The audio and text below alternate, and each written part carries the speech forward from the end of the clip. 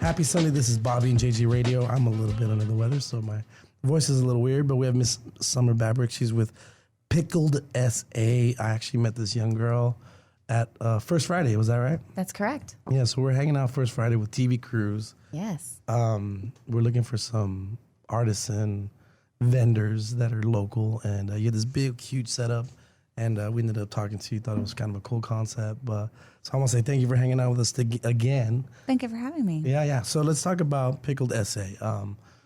It seems you've been in, I guess, the industry of food for about 7 years or so. Yeah, that's right. And so what makes a person start pickling? Well, I've been a pickle fanatic my whole life. I'm from deep South Texas. I'm from the Rio Grande Valley. So Friday nights were like huge ballpark dill pickles and chamoy. Yeah. Because if not, you can't watch football. I can't, yeah. So I've always been a pickle fan, but when I got pregnant with my first daughter, I decided I was going to be really cognizant about what I put into my body because I was sharing Only it. the best pickles. Absolutely. Only the best ingredients. So I had my go-to brands, and I went to the store, and I checked out the ingredients thinking, like, this is totally going to be fine. It was not. There was stuff in there that I really couldn't feel good about putting into this body. Like what? So there's dyes, there's chemicals that they use to keep the cucumbers crunchy. They use the dyes, obviously, to make it more visually appealing, keep it a green color or a more yellow color for a dill. So what's a natural color then? So a natural color is like what you'll see in our jars is everything looks super clear, right? And the pickle itself, or the cucumber, if it's a cucumber, it's just the normal green. It looks just like a cucumber would if you sliced a cucumber. It's just sitting in a clear brine if it's a classic dill pickle. Yeah. So if you look at a dill pickle on the shelf at any grocery store that you go to, usually there's like a cloudiness to the brine, and there's a kind of yellowish color to the whole cucumber. Right. And that's the chemicals and the dyes And that's that's keeping it the that. classic, I'm at the movies look. Right, exactly. That's what everybody likes or grows up on, right? Sure. Is there a difference in taste?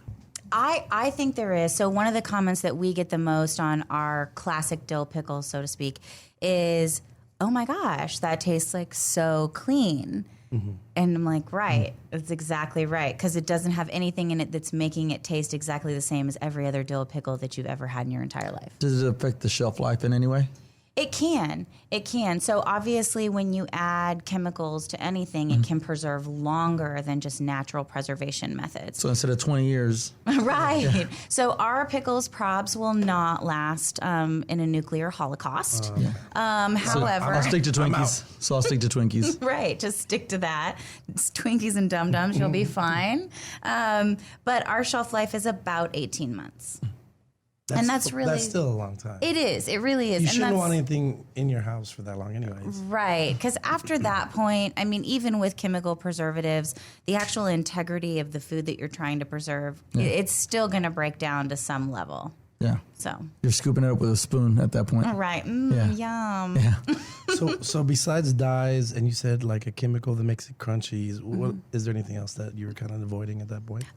Just the artificial colors. Gotcha. Yeah, artificial colors. I mean, I think the most artificial color that anybody can relate to is yellow number 5, right? Like everybody's heard of that. And that was just the same as any other artificial color that you see in a lot of processed foods. Sure. It's just that now we figured out that yellow number 5 is really bad for you and can be considered a cancer-causing agent. So yeah, I got it. So you're pregnant. I was. You're right. No, we're going back to We're going back in time. Okay, good. Cool. So you're pregnant. You're like, I can't put this stuff into my body. Right. So at the time, I'm working for a botanical drug development company, and I'm like, okay, I'm in chemistry. Wait, you said a botanical drug development company? Right. Yeah. So that's my real job, if you Gotcha. will, or my part-time gig, Sure. my side hustle. But not the street kind. Sure. So the legitimate kind that the FDA regulates. I'm about to ask that. Right. So I thought, well, it can't be that hard, right? It's cucumbers and vinegar. Like I could probably figure this out. So I made a couple of batches. They were horrible. It's a lot harder than Tell me you why, think it because is. I've always wanted to try. So the ratios of salt to vinegar to water to perfect. dill, it's got to be just right. Otherwise, it's just super salty, or you just are drinking white vinegar. And the favorite. biggest, so the biggest challenge is keeping them crunchy without all that stuff. And that's one of the, like, when people take a bite of our pickles and they're like, oh my gosh, that's super crunchy. Most of the time they're not. I'm like, yes, Right. that's right. Because it's the right mixture. That's the right mixture. And then there's a whole process that I learned. There's all kinds of natural ways that you can use to try to keep that cucumber from getting soft in the brine. Sure. And so before we take a quick break, so you finally start to pickle, and then Right. how does that become a thing? So I start making these things for gifts, for family, for friends, and then they start requesting extra jars, right? Like, oh, we serve these at our holiday parties, but we want extra jars. And so I'm in college at the time. I'm getting an entrepreneurship degree, and one Christmas holiday, I'm looking at my kitchen island, and there is literally 58 jars that I'm trying to figure out how to get done before the holidays. And I'm like, Summer, seriously, you're in college getting an entrepreneurship degree. If you can't figure this out, like, what are you doing with your life? Sure. So Pickled SA was born. I started the company, and I started selling my jars out of my house under the cottage law.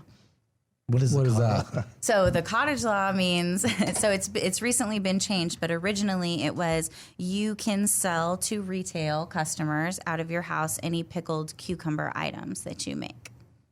And what's the new law? You said it changed. It did change. So now they've expanded the law. So it covers fruits and vegetables because all acidified foods are kept at a stable pH. So anything under 4.5 pH is something that bad bacteria don't really like. So you can't kill a whole mess of people Right. is why your grandfather did. Right. Right. So the FDA trusts you enough not to kill. Enough. Right. Gotcha. All right, we're going to take a quick break. We're going to stick here with Summer. You can check out everything about Pickled SA at her website, pickledsa.com. She's also Instagram at @pickled_SA.